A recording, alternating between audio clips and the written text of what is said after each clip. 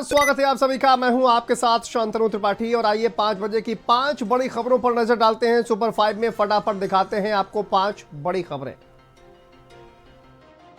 उत्तर प्रदेश के मुख्यमंत्री योगी आदित्यनाथ ने आज अपने आवास पर प्रगति पोर्टल को लेकर एक बड़ी प्रेस वार्ता करी और मुख्यमंत्री योगी आदित्यनाथ ने 2017 के पहले और 2017 के बाद का फर्क भी बताया कि 2017 के पहले भी परियोजनाएं तो आती थी लेकिन वो कभी भी पूर्ण नहीं हो पाती थी क्योंकि उसमें घोटाला होता था। मुख्यमंत्री योगी आदित्यनाथ ने ये कहा कि जब प्रधानमंत्री नरेंद्र मोदी ने प्रगति की शुरुआत की थी तभी इसके सार्थक परिणाम दिखने लगे थे और धीरे धीरे इसको बड़े स्तर पर लाया गया है। मुख्यमंत्री योगी आदित्यनाथ ने आज ये भी कहा कि इंटेंट, टेक्नोलॉजी और उसी के साथ साथ अकाउंटेबिलिटी का जो समन्वय होता है उससे ठोस परिणाम हमारे और आपके सामने आते हैं। आज प्रगति की वजह से ही 86 लाख करोड़ से ज़्यादा की जो परियोजनाएं हैं उनको गति मिली है। तमाम ऐसी परियोजनाओं को पूरा किया जाता है, चाहे फाइलों का बोझ हो, चाहे लोगों की राय हो।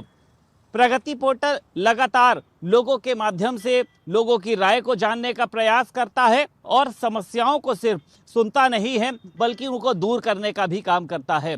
मुख्यमंत्री योगी आदित्यनाथ ने यह भी कहा है कि 2017 के बाद से हमारा लगातार प्रयास है कि समस्याओं को प्लेटफॉर्म पर ना रखकर उनका समाधान किया जाए। सरकार ने क्विक कॉमर्स प्लेटफॉर्म्स की 10 मिनट की डिलीवरी पर रोक लगा दी है। केंद्रीय श्रम एवं रोजगार मंत्री मनसुख मांडविया ने ब्लिंकिट, जोमेटो, स्विगी, इंस्टामार्ट और जेप्टो जैसी प्रमुख कंपनियों के रिप्रेजेंटेटिव्स के साथ एक बैठक की। इस बैठक में 10 मिनट में डिलीवरी का आक्रामक मार्केटिंग का दावा हटाने पर सहमति बनी है। अब जेप्टो, ब्लिंकिट, स्विगी और इस जैसे बहुत सारे प्लेटफॉर्म्स 10 मिनट में डिलीवरी नहीं दे पाएंगे। श्रम मंत्री मनसुख मांडविया ने इस सर्विस पर रोक लगाई है। यह मामला हैदराबाद में सड़क हादसे में जान गंवाने वाले एक शख्स की मौत से जुड़ा हुआ है। जेप्टो ने उस शख्स को अपना कर्मचारी मानने से इनकार कर दिया था। हाल ही में नए साल की पूर्व संध्या पर देशव्यापी हड़ताल में करीब 2 लाख से अधिक डिलीवरी पार्टनर्स ने भाग लिया था। उन्होंने 10 मिनट की समय सीमा को असुरक्षित बताते हुए इसे हटाने, उचित वेतन, सामाजिक सुरक्षा, स्वास्थ्य बीमा और सम्मानजनक कामकाजी परिस्थितियों की मांग की थी। गिग वर्कर्स का कहना है कि ट्रैफिक, खराब मौसम और लगातार दबाव के कारण यह मॉडल उनकी जान जोखिम में डालता है, साथ ही मानसिक तनाव बढ़ाता है। श्रम मंत्रालय के हस्तक्षेप के बाद कंपनियों ने सरकार को भरोसा दिया है कि वे अपने ऐप्स और विज्ञापनों से 10 मिनट डिलीवरी का वायदा हटा लेंगी। यह कदम गिग वर्कर्स की सुरक्षा और गरिमा को प्राथमिकता देने वाला बताया जा रहा है।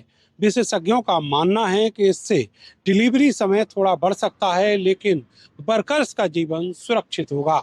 यह फैसला नए श्रम कोड्स के तहत गिग वर्कर्स को मिल रही मान्यता का एक सकारात्मक असर माना जा रहा है।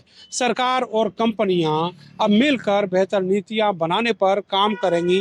गिग वर्कर्स ने इस फैसले का स्वागत किया है और इसे उनकी लंबी लड़ाई की जीत करार दिया है।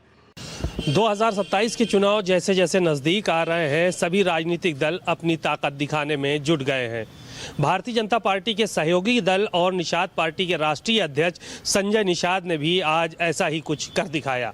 वो अपने सरकारी आवास से निकले और समाजवादी पार्टी कार्यालय होते हुए अखिलेश यादव के घर के सामने हज़ारों लोगों के साथ रुके और वहाँ पर उन्होंने मीडिया से बात की, अपनी बातों को रखा।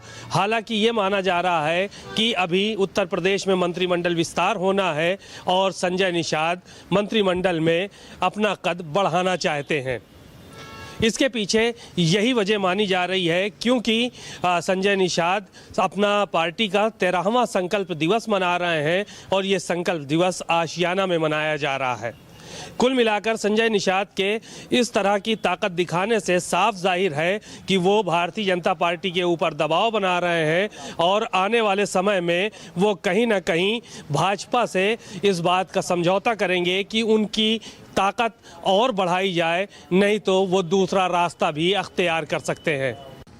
लोकसभा में नेता प्रतिपक्ष राहुल गांधी जल्द ही अयोध्या में बनकर तैयार हुई राम मंदिर में रामलला का दर्शन करने जा सकते हैं। दरअसल राहुल गांधी ने ये स्पष्ट किया था कि जब तक राम मंदिर पूरी तरह से बनकर तैयार नहीं हो जाती है तब तक वो वहाँ नहीं जाएंगे। अब राम मंदिर पर शिखर ध्वज चढ़ गया है तो राहुल गांधी का दौरा माना जा रहा है जल्द ही अयोध्या के राम मंदिर में होगा। वहीं भाजपा के जो तमाम नेता हैं वो राहुल गांधी के इस दौरे पर भी जमकर हमला कर रहे हैं। उनका कहना है राहुल गांधी सिर्फ फोटो खिंचाने के लिए और राजनीति लाभ के लिए अयोध्या राम मंदिर जा रहे हैं। इस पूरे मामले की पुष्टि कांग्रेस के सांसद तनुज पुनिया ने की है कि जल्द ही राहुल गांधी अयोध्या जाकर राम मंदिर में रामलला के दर्शन करेंगे। दरअसल जो केंद्रीय मामलों में रक्षा समिति है उसका दौरा भी 23 जनवरी को प्रस्तावित है। उस समिति में राहुल गांधी भी सदस्य हैं तो उनके इस दौरे की भी प्रबल संभावना है कि वो अयोध्या जाएंगे, क्योंकि समिति के जो सदस्य हैं वो भी राम मंदिर में दर्शन कर सकते हैं। फिलहाल राहुल गांधी का ये दौरा काफ़ी चर्चा का विषय बना हुआ है। अब देखना ये होगा राहुल गांधी का राम मंदिर दौरा कब तय होता है। फिलहाल जो भाजपा है वो लगातार राहुल गांधी पर हमलावर है इस दौरे को लेकर। अमेरिकी राष्ट्रपति डोनाल्ड ट्रंप की दूसरी पारी में टैरिफ गेम ने वैश्विक स्तर पर अर्थव्यवस्था को हिलाकर रख दिया है। अमेरिका इसे ये मान रहा है कि विदेशी देशों से वो व्यापारिक असंतुलन और उद्योगों को बढ़ावा दे पाएगा, लेकिन जानकारी से जोखिम भरा दांव मान रहे हैं।